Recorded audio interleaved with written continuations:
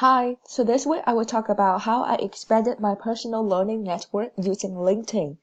So first I will go through my profile on LinkedIn that I just updated recently. So because I am not working right now, I just put my job title as a graduate student at University of Houston. And here is a brief introduction about myself here. The activity that includes posts I share, my experience, my education background, and my volunteer experience. For the skills, I listed some of my language skills, interpersonal skills, and other skills. And I also listed the languages that I am able to speak in the accomplishments part. For the interest, I am currently following some of the companies and organizations, and I am also a member of some of the groups on LinkedIn. And these are all the groups that I am particularly interested in. For example, I am interested in working with special students. So I found a group which is called Autism Innovators. So how I search for this group, I just search the keyword autism here in the searching tools, and then will appear the organization that has the word autism right here. So that's how I found it. So after I got accepted to be their member, I can see a lot of members in the group right here. So if I want to connect to anyone that share the same interest as mine, I will try to connect with them. And this is also one of the ways that I started to expand my network. And here is the if I want to chat or talk with people in my connection, there's a messaging right here, which I also use to talk with people in my connection.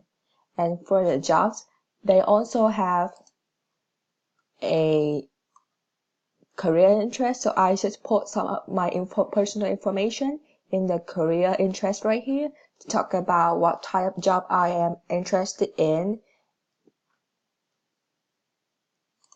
For my network, currently I have just about 27 people in my connection, and some of them are in the field I'm interested in.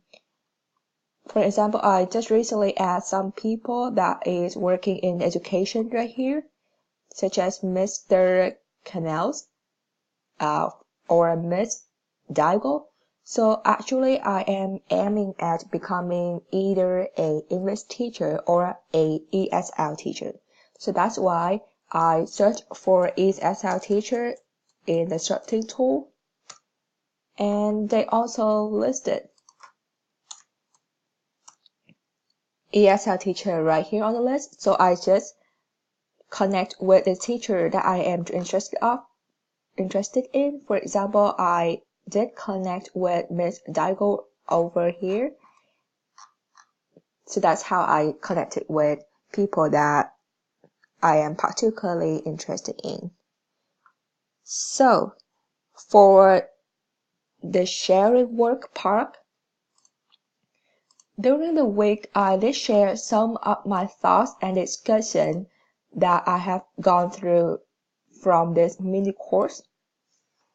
For example, in week 2, I have read a website that talk about technology integration, and I found this is really amazing, and it has so many tips that I'm really interested in.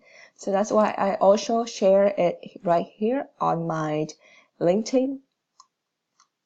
And I also share a TED Talk about technology integration. I also list my opinions right here. And I also talk about my experience about PPL program that I did share on Flipgrid, and some of my thoughts about 21st century skills that I have talked about on voice thread during the first week. And I really like the idea of using Flipgrid and screencast automatic, which I am using right now. So I also share the tools right here. So actually, I already created a LinkedIn profile before this course, but I didn't update it regularly. So after this week, I learned to develop my connections and share the work that I have done in this mini course and some useful resources that I have come across during this mini course. And I found that it's really helpful for me to highlight my LinkedIn profile. And I also got the opportunity to expand my network here. So in the future, I will just continue to expand my network and search for a teaching position using LinkedIn.